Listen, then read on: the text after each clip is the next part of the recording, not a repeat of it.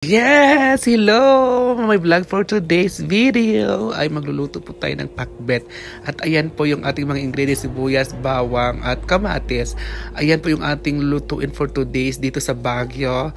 Kasi may mga ano pa tayo, talbos ng kamote, talbos ng malunggay, talbos ng ayun, may bulaklak. Iwan ko dyan ng pangat.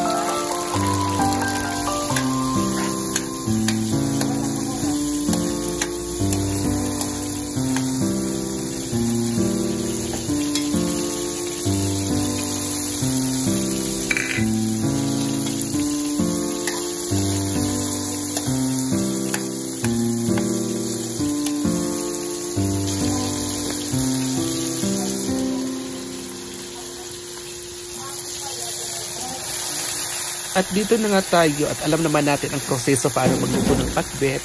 Ayan guys, at nalito po ako kasi ako lang po nagluluto dyan. Tapos wala po nag-video sa akin at kaya nahirapan po ako sa pag-video kasi isang kamay lang po ginamit ko dyan at yung isang kamay ay ginagalaw ko. At syempre, agad-agad nilagay ko na ng pamintang durog, pamintang laurel at isa-shake muna natin. Hindi po nakita natin yung paano mag-shake pero ako po nag-shake niyan kasi pinatay ko muna kasi wala nang nag-aano sa video check. Kaya yun ang mahirap talaga. At ito na nga yung ating niluto. Ayan, sobrang sarap talaga niyan kasi tuyo, laurel at saka dinurog lang po na paminta ang nilagay ko dyan.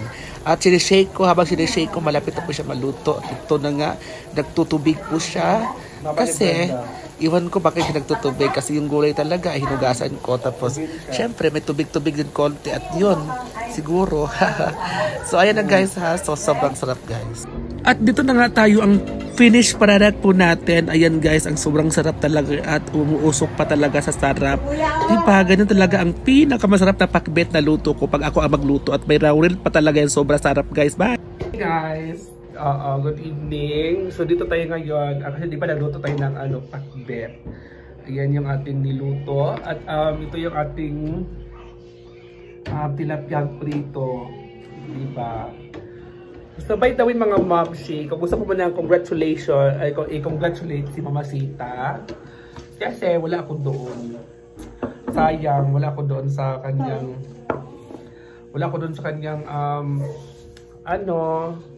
tawag dyan, kasal.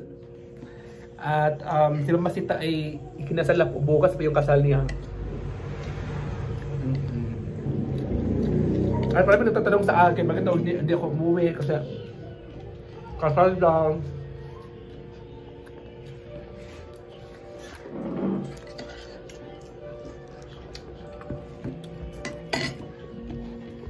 Gulay mo ta? Ayun. Sarap yung gulay, oh. Sarap yung gulay, guys.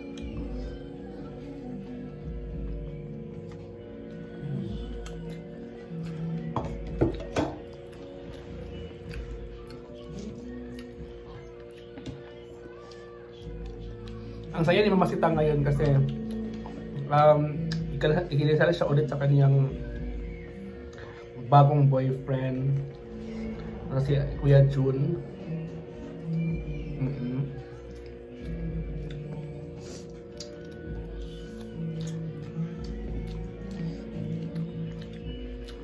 Kuya Jun ay may asawa siya dati, pero parang wala na yung asawa si Kuya Jun, kaya noon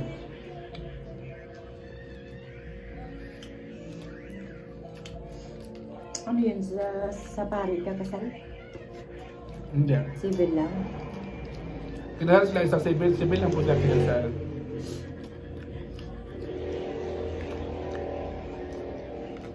Pero ano lang, bimbo at saka ano.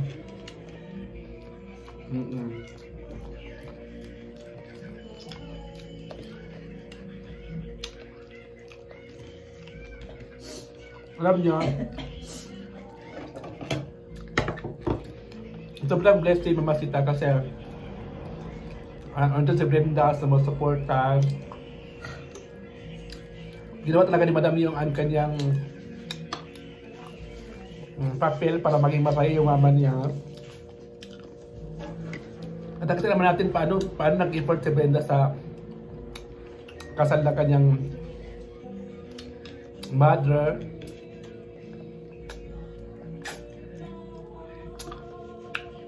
At akalain nyo ilang baboy ang inihaw?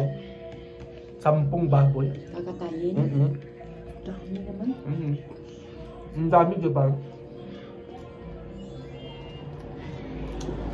10 baboy lahat.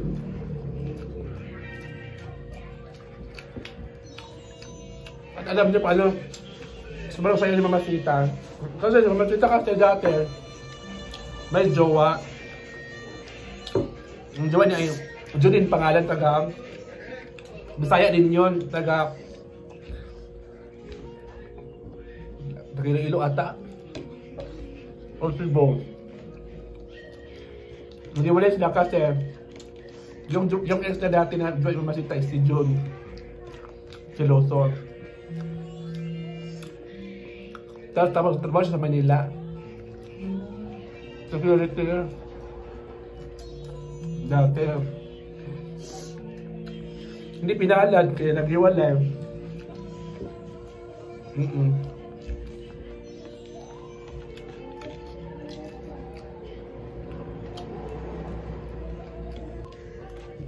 Kaya ngayon, nakalap na ba kong jowa ngayon sa Mama Sita?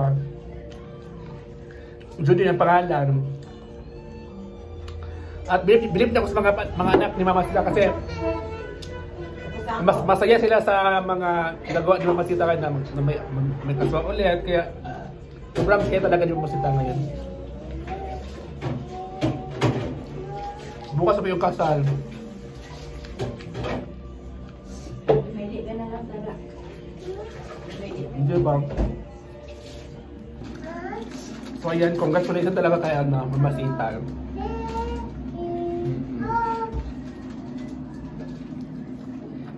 Di ba? Ngayong 2025, sobrang saya yung Mama Sita ngayon. Bukas talaga. Bukas pa yung ano nila.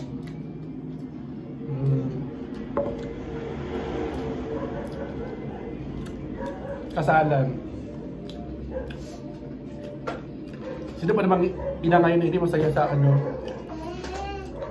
sa suporta ng mga anak.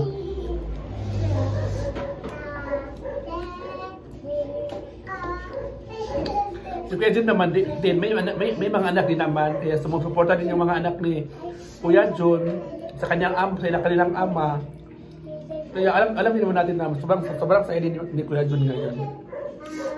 Kasi both sides sa kanilang pamilya or mga anak ay sumusuporta talaga sa kanila.